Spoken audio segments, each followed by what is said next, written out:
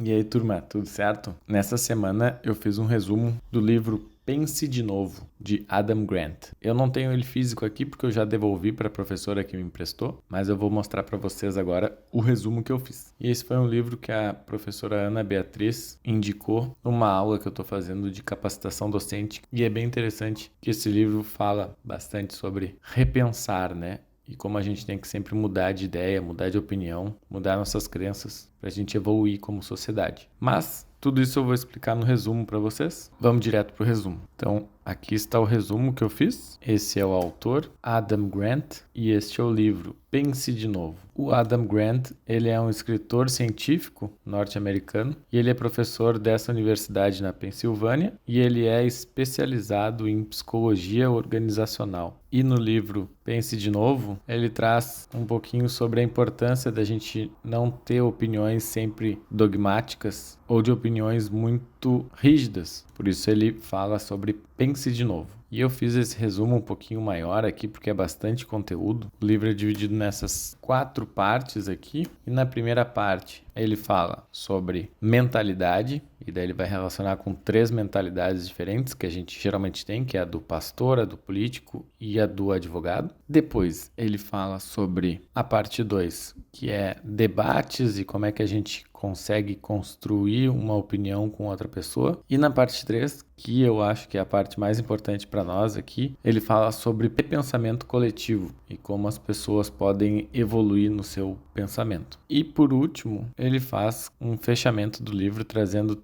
30 orientações sobre como pensar diferente. Então vamos direto aqui para parte 1 e daí eu vou explicando para vocês alguns conceitos que ele traz. A primeira coisa que ele começa no livro é sobre esses tipos de personagens que a gente tem na hora de fazer uma discussão com alguém. Então, segundo ele, no primeiro momento, a gente age dessa forma aqui. Agimos com base na fé, com provas não necessárias. Ou seja, a gente tenta ser um pastor, a gente tenta pregar nossa opinião para a próxima pessoa, a gente tenta não ouvir ela, mas orientar ela sobre as nossas crenças. Mas quando a gente percebe que isso não está funcionando muito bem, a gente muda para o modo advogado, que é, bom, já que eu não consegui pregar minhas opiniões para outra pessoa, eu vou tentar argumentar desbancando as teorias contrárias que ela está me apresentando. Então, eu tento trazer alguns elementos para ir contra os argumentos da pessoa. E se eu começo a perceber que eu estou também não conseguindo convencer a pessoa através das minhas características de advogado, eu passo mais para o lado político, que é, bom, eu não vou conseguir te convencer, mas pelo menos nós somos amigos e vamos tentar convencer a plateia e ser o mais simpático possível para que a pessoa mude de opinião só porque ela gosta de mim e tentar ser o mais político possível. Segundo o autor, o ideal seria nós termos, na verdade, esse tipo de abordagem aqui numa discussão,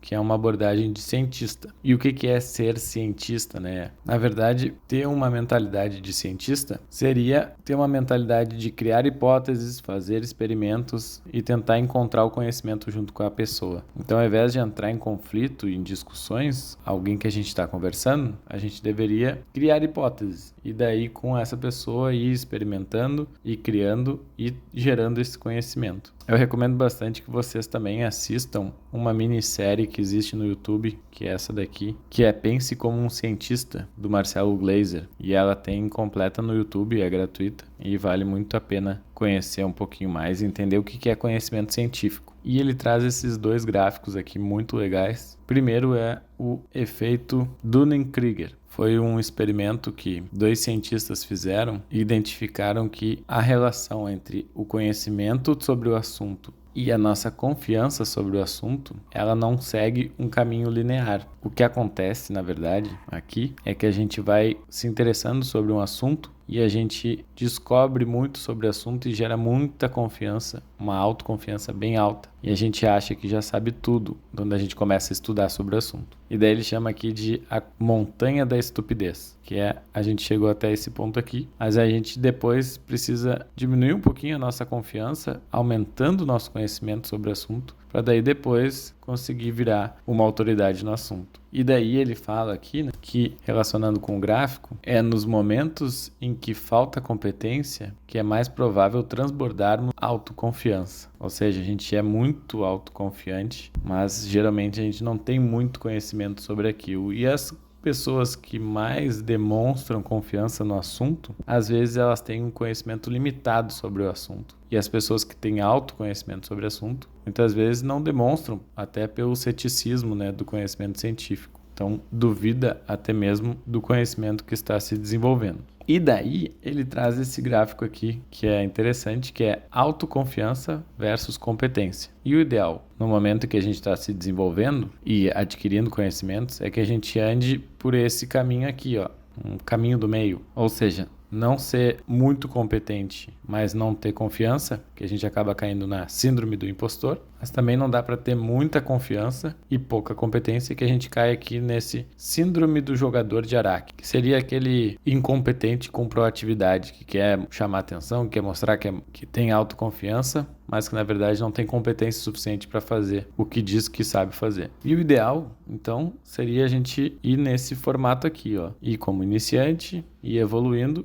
e chegar sempre nessa zona do humilde confiante. Ou seja, eu tenho humildade para entender o que eu não sei e para eu pesquisar sobre o que eu não sei, mas eu vou sempre confiante, aumentando o meu conhecimento. Para quem quiser saber mais também sobre isso, existe um autor que se chama Albert Bandura e ele fala sobre crença da autoeficácia e como as pessoas percebem se elas sabem o que sabem ou se elas não sabem que sabem. É bem interessante. Faz contextos de vários tipos, né, de perfis de pessoas diferentes e como elas acreditam o que elas sabem ou não sabem. E depois então a gente parte para segunda parte do livro, onde ele fala sobre repensamento interpessoal. Como abrir a mente de outras pessoas e também abrir a nossa própria mente. Ele explica no livro que a grande maioria das pessoas entendem que uma conversa ou um diálogo com alguém sobre assuntos polêmicos geralmente gera debate ou gera guerra. E essa estratégia ela não é muito eficiente. O ideal seria a gente entender uma discussão como uma dança, onde o objetivo, né,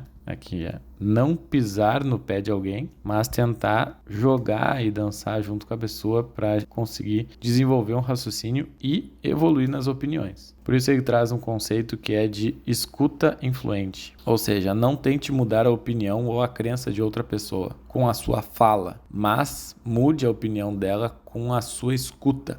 O que significa isso? Muitas vezes a gente quer mudar a opinião da outra pessoa só querendo passar a nossa opinião. Mas é mais eficiente se a gente perguntar: por que tu tem essa opinião? De onde veio essa tua opinião? Quais são os argumentos, as justificativas? Isso vai fazer com que a pessoa pense sobre a sua própria opinião, ao invés de tu perder tempo querendo argumentar só o que você pensa sobre o assunto. Então ele traz aqui, o fluxograma começa com essa pergunta aqui: você vai me fazer mudar de ideia? Então, qual que é o seu nível de agressividade? Se eu estou exausto ou se eu estou um pouco nervoso, respire fundo ou hora de bater o pé. Ou seja, eu não vou ceder e a discussão não vai ser significativa. O ideal, então, seria esse caminho aqui, que é: eu estou calmo, você está fazendo perguntas ou dando respostas? Se você está cheio de perguntas, quais são os tipos de perguntas? São perguntas genuínas ou são perguntas persuasivas ou que estão ali para enganar a pessoa? Se são perguntas genuínas, então, que tipo de ouvinte você é? Um ouvinte empático, agressor ou interruptor? Se você for um ouvinte empático, então tudo bem, talvez eu mude de ideia. Esse caminho seria um caminho ideal para a gente poder dialogar e construir um conhecimento a partir de duas opiniões diferentes. E ele traz no livro assuntos bem polêmicos, como aborto, vacina, e ele mostra como que alguém pode convencer outra pessoa ou pode dialogar com outra pessoa sobre assuntos polêmicos, sempre usando essa abordagem, né, mais da pergunta do que da imposição da resposta. E para o meio corporativo, né, para as empresas, ele traz, então, alguns exemplos científicos de análise, né, de desempenho de grupos. E nessa análise, então, ele traz um grupo que tem um conflito funcional e outro que tem um conflito pessoal. Geralmente as pessoas acham que os conflitos são negativos, né? Mas muitas vezes os conflitos são bons para que as pessoas possam ter a mudança de pensamento e a construção de um novo pensamento. Por isso ele traz que o ideal seria termos conflitos funcionais, ou seja, não levar para o pessoal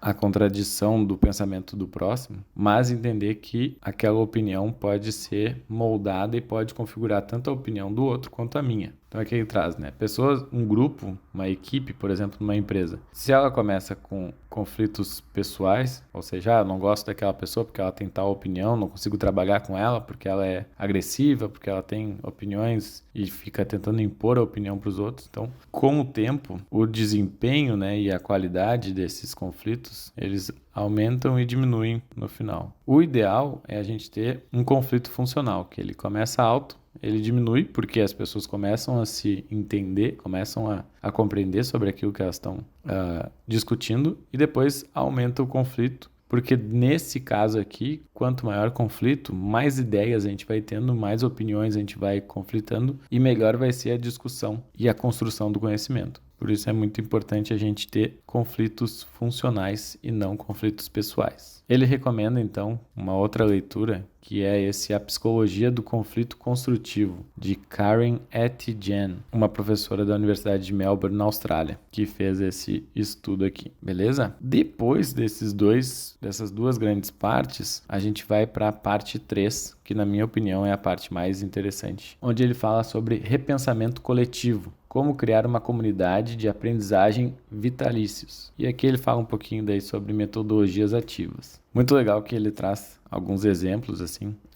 de charges e ilustrações no meio do livro. E ele trouxe essa aqui que eu vejo muito acontecendo, né?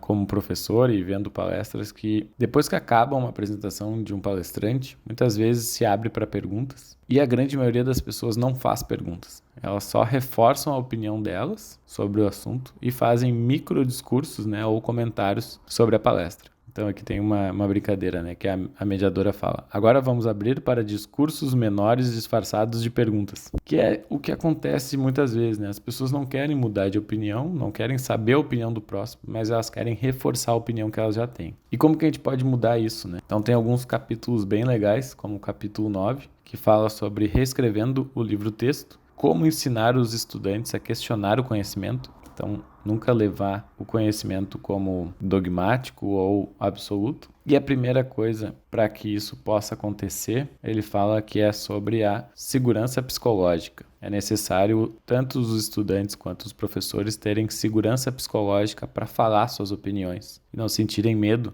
sobre aquilo que eles têm de ideias, de crenças, de opiniões e de convicções. Por isso ele traz aqui algumas recomendações, como encarar os erros como oportunidade de crescimento, estar disposto a se arriscar e a falhar, falar o que pensa em reuniões, expressar suas dificuldades, confiar nos colegas e nos supervisores e dar a cara a tapa. Isso daqui é extremamente difícil nos dias de hoje, principalmente porque ele traz um conceito que se chama o viés binário. O que é esse viés binário, né? Muitas vezes a gente tem aqui polarizações de discussões e ele reforça sobre a despolarização das discussões e dos pensamentos divergentes. Na verdade, duas pessoas que têm opiniões diferentes, ela é ótima para a construção de um novo conhecimento, porque essas duas ideias que são distintas, elas podem construir algo novo, ao invés de ser só uma linha de um conhecimento de uma área. Mas com a polarização que a gente tem hoje em dia, né, de pessoas com pensamentos muito radicais de um lado, muito radicais de outro, e de não estarem abertas para a discussão do conhecimento, acaba que essa segurança psicológica é algo muito raro. E a forma de construir segurança psicológica, ele traz no livro que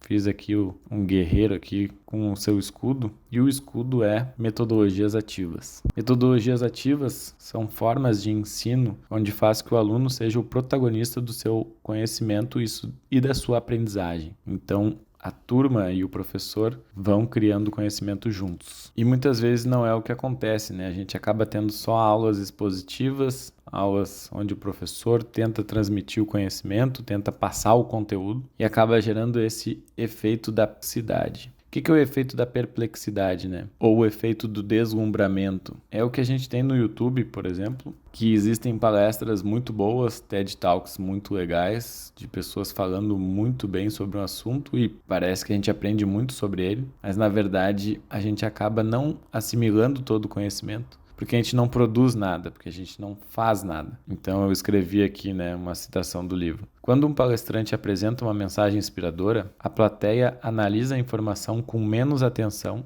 e esquece mais sobre o conteúdo. ao mesmo tempo que alegam lembrar mais. Ou seja, as pessoas acham que aprendem mais se assistem uma aula, mas seria muito mais eficiente se elas produzissem algo, ao invés de só assistir passivamente a um conteúdo. É mais ou menos o que eu faço aqui, né? Se vocês tentarem fazer um resumo de algum livro, escreverem, anotarem, criarem um resumo, vai ser muito mais eficiente do que só assistir ao resumo que eu já fiz. Mas mais eficiente ainda é vocês pegarem o livro, vocês fazerem o resumo e vocês assistirem também o resumo que eu estou fazendo. Para que daí a minha opinião, a tua opinião e a opinião do autor se dialoguem e a gente construa um conhecimento novo. E ele traz aqui um exemplo muito legal que eu achei bem interessante, que é os pensamentos conflitantes como Daniel Kahneman, que é o autor de Inteligência Emocional, e fala que a emoção é muito importante, que a inteligência emocional é um conhecimento necessário para as novas gerações. E do outro lado, no oposto, a gente tem Jordan Peterson, que fala que a razão conta muito mais que a emoção.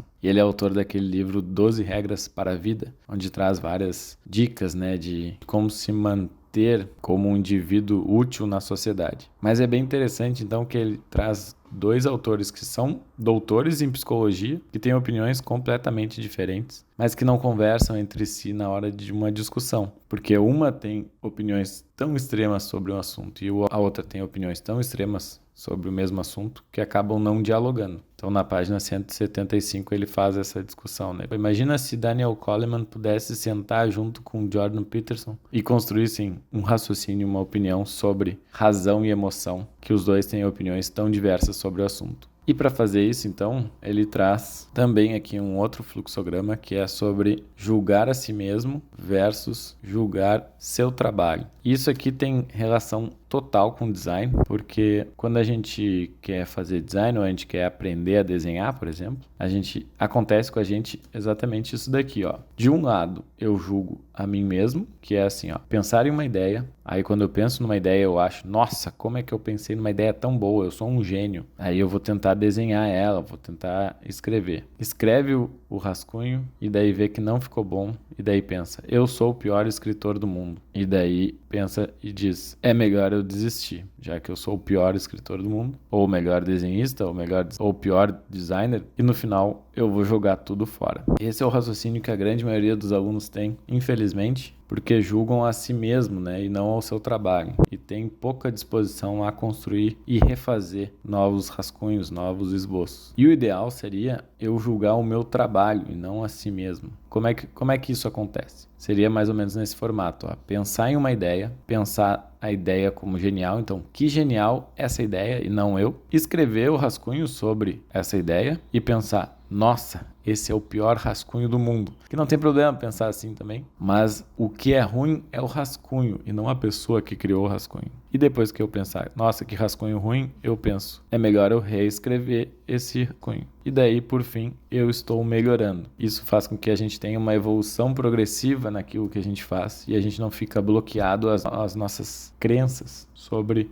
julgamento de si próprio. Então ele traz um exemplo, sempre todos os exemplos são científicos, né? Todos os exemplos foram aplicados. Na página 200 ele traz o exemplo da borboleta científica de L Education para crianças de 6 anos, onde eles ensinaram as crianças a desenhar uma borboleta de forma científica. Mas para chegar nesse nível aqui na versão final, eles tiveram que passar pela versão 1, pela versão 2, pela versão 3, 4, 5, inúmeras versões até chegar numa qualidade de desenho boa, mesmo sendo crianças de 6 anos fazendo desenho científico. Então ele traz uma citação aqui de Ron Berger, que é: qualidade é sinônimo de repensamento, retrabalho e aprimoramento. Isso que a gente tem que sempre levar em consideração. Para finalizar então o livro e finalizar o resumo aqui, ele traz 30 recomendações de como a gente estar sempre repensando e sempre analisando nossas opiniões, nossas crenças e nossas convicções. Ele recomenda sempre que a gente faça um check-up identitário.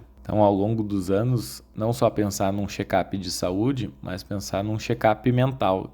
Qual é o meu propósito? O que traz minha liberdade? E o que eu quero para minha vida? E isso gera a minha identidade, que ao longo dos anos vai se transformando, vai mudando. E é sempre bem importante a gente fazer esse check-up. E eu trouxe aqui alguns, eu não trouxe os 30, mas eu trouxe os que eu achei mais importante, que é só para revisar tudo aquilo que foi falado. Então, Óbvio, primeiro, né? Pense como um cientista. Em segundo lugar, defina a sua identidade em termos de valores e não de opiniões. 4. Cuidado para não ficar preso na montanha da estupidez, aquela do gráfico que é na primeira parte. 5. Aproveite os benefícios da dúvida. 7. Aprenda algo novo com cada pessoa, mesmo que ela tenha opiniões diferentes sobre a sua. 8. Construa uma rede desafiadora e não só de apoio. 13. Pergunte como a pessoa chegou naquela opinião. 14. Reconheça pontos em comum. 18. Leve em conta a complexidade de temas polêmicos. É muito difícil em temas polêmicos a gente chegar numa opinião clara, objetiva e simplista sobre o assunto. Então, a grande maioria dos assuntos que a gente vai conversar ao longo da vida são polêmicos e são complexos. E uma única resposta não é o suficiente. 19. Amplie seu alcance emocional. 23. Pare de perguntar o que as crianças querem ser quando crescer. Isso aqui é muito legal que ele fala no livro, eu acabei não trazendo muito no resumo, mas é que a gente acaba podando as crianças, né? E podando as pessoas perguntando o que tu quer ser quando crescer, o que tu é, o que tu vai ser. Como se fosse algo fixo, rígido, mas na verdade é só o que você está e não o que você é. 26. Mantenha um placar de pensamentos, ou seja, tenha ideias que vão se transformando ao longo do tempo